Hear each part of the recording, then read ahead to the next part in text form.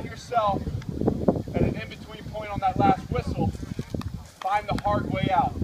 You understand? The hard way out is to go one more time to the top and to get a precise burst to finish. That rep gets you better. Just bleeding through the finish line doesn't do us any good, right? Come on, find a way. Push yourself. Turn that inside toe. Turn that inside toe. Let's go, Ted. Attaboy. Let's go, Ted. That's a way.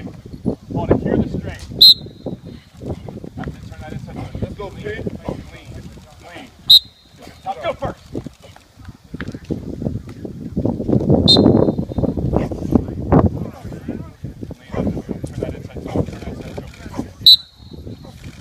That's what I'm talking about right there.